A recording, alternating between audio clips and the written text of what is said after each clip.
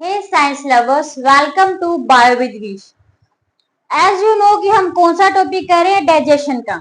तो हमने कर लिया कि बक्कल कैविटी में डाइजेशन कैसे होती है, स्टमक में डाइजेशन कैसे होती है। अब आता है लास्ट पार्ट कि फूड की डाइजेशन स्मॉल इंटेस्टाइन में कैसे होती है। तो मेनली इसके होते हैं 3 स्टेप्स कि बाइल जो लीवर से सिक्रीट हो रहा है वो क्या एक्शन करेगा, उसके बाद पेनक्रियाटिक जूस क्या एक्शन करेगा और इंटेस्टाइनल जूस क्या एक्शन करेगा। तो जो बाइल जूस सिक्रीट होता है किससे सिक्रीट होता है, लीवर से सिक्रीट होता है, गॉल ब्लैडर में स्टोर होता है एज वेल एज कंसंट्रेटेड होता है गॉल ब्लैडर में। उसके बाद कहां पे सिक्रीट हो जाता है, ये ड्यूडिनम वाले पार्ट में। ठीक है, ये जो स्मॉल इंटेस्टाइन का पार्ट है ड्यूडिनम, वहां पे पेनक्रियास सिक्रीट करती है पेनक्रियाटिक जूस। ठीक है, ये भी कहां पे सिक्रीट होता है, ड्यूडिनम में थ्रू पेनक्रियाटिक डक्ट। अब इस स्टमक के बाद जब फूड स्मॉल इंटेस्टाइन में आता है, और स्मॉल इंटेस्टाइन के भी 3 पार्ट्स होते हैं, ड्यूडिनम, जुजिनम, इलियम। तो जो ड्यूडिनम वाला ये सी शेप वाला जो पार्ट है, इसके अंदर पेनक्रिया से भी जूस आ रहा है और लीवर से भी जूस आ रहा है। लीवर से आएगा बाइल जूस, पेनक्रियास से आएगा पेनक्रियाटिक जूस, और उसके अलावा इंटेस्टाइन में भी क्या होती है, इंटेस्टाइनल ग्लैंड्स होती है जो क्या प्रोड्यूस करती है, इंटेस्टाइनल जूस। सारा कुछ कहां पे कलेक्ट हो रहा है, ड्यूडिनम में कलेक्ट हो रहा है। ठीक है, थ्रू हेपेटो पेनक्रियाटिक डक्ट या कह लो बाइल पेनक्रियाटिक डक्ट। ठीक है, हेपेटिक मतलब लीवर से जो रिलीज हो रही है डक्ट, और जो पेनक्रियास से सिक्रीट हो रही है, तो इसको कह लो बाइल पेनक्रियाटिक डक्ट लीवर उसमें ड्यूडिनम में ओपन करती है, या कह लो हेपेटो पेनक्रियाटिक डक्ट है जो कहां ओपन करती है, ड्यूडिनम में। तो आज हम जो पार्ट पढ़ने वाले हैं सिर्फ और सिर्फ हम बाइल का पार्ट करेंगे कि बाइल कैसे एक्शन करता है हमारे फूड के ऊपर। ठीक है, एज वी नो कि अभी हमने क्या पढ़ा कि जो बाइल है उसको सिक्रीट कौन करता है, लीवर करता है, और स्टोर और कंसंट्रेटेड कहां पे होता है, गॉल ब्लैडर में। ठीक है, हमारा जो बाइल है इसका कलर होता है ग्रीन येलो। ठीक है, ग्रीन येलो होता है देखने के अंदर, और इसकी जो पीएच होती है दैट इज अप्रोक्सीमेटली 8, अल्कलाइन होएगा। ठीक है, अब होता क्या है कि जो बाइल है ना ही तो इसके अंदर कोई एंजाइम है, ना ही इसके अंदर कोई एंजाइम है, ना ही ये फूड के ऊपर कोई केमिकल एक्शन करता है, मतलब ना ही उसकी कोई डाइजेशन करवाता है। फिर भी ये इंपॉर्टेंट है, क्यों, लेट्स फाइंड इट आउट। अब होता क्या है, जो बाइल है इसके अंदर 86% क्या होता है, वाटर। ठीक है, उसके बाद इसके अंदर कुछ होते हैं सोडियम बाइकार्बोनेट्स। अब इसके अलावा जो इंपॉर्टेंट इसमें बचता है that is bile salts and bile pigments. ठीक है, पहले हम करते हैं कि बाइल पिगमेंट्स। पिगमेंट्स भी 2 होते हैं इसके अंदर, सॉल्ट्स भी कितने होते हैं, 2 होते हैं। पिगमेंट्स इसके अंदर कौन कौन से होते हैं, बिलीवार्डिन एंड बिलीरुबिन।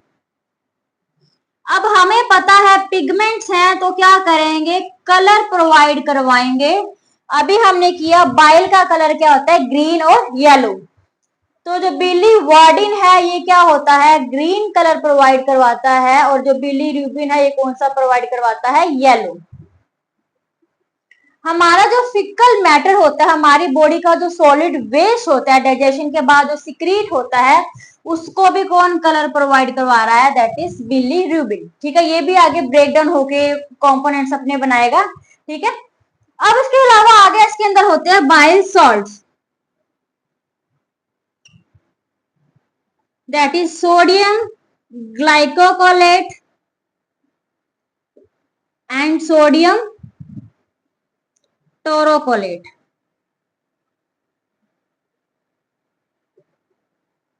अभी हमने बात की कि ना इसके अंदर कोई एंजाइम है, ना ये कोई डाइजेशन करवा रहा, तो ये करवाता क्या है, ये करवाता है सबसे इंपॉर्टेंट काम that is called emulsification. Emulsification किसकी, फैट्स की, इमल्सिफिकेशन ऑफ फैट्स। अब इमल्सिफिकेशन ऑफ फैट्स क्या होता है? जब हम खाना खाते हैं तो हमारे खाने के अंदर बहुत लार्ज अमाउंट में क्या होते हैं, फैट के ग्लोब्यूल्स प्रेजेंट होते हैं, कि बड़े साइज के क्या होते हैं, फैट के ग्लोब्यूल्स प्रेजेंट होते हैं। अब जो एंजाइम्स एक्ट करते हैं, मेजर जो बड़ा पार्ट होता है उसके ऊपर एक्ट नहीं करते, छोटे छोटे जब पार्ट्स उनको मिलते हैं तो वो क्या उसके ऊपर इजिली एक्ट कर सकते हैं। तो ये बाइल क्या करवाता है, जो लार्ज फैट ग्लोब्यूल्स होते हैं उसको किस में ब्रेक करवा देता है, स्मॉल में। ठीक है, जो लार्ज फैट ग्लोब्यूल्स हैं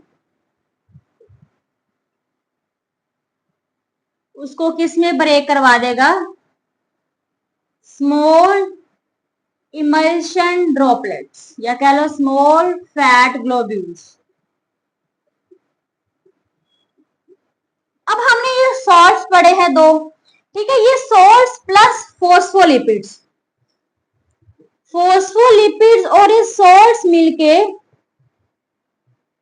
क्या बनाते हैं, ये है एम्फीपैथिक, एम्फीपैथिक मॉलिक्यूल्स होते हैं ये।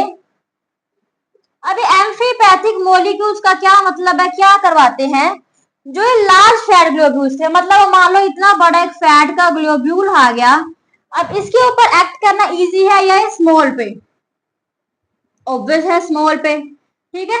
अब इनमें क्या होता है, साइज तो इसका बड़ा है बट क्या नंबर कम होते हैं, स्मॉल नंबर में होएगा। अब इसके क्या साइज तो कम है बट इसका नंबर क्या होता है, लार्ज होता है।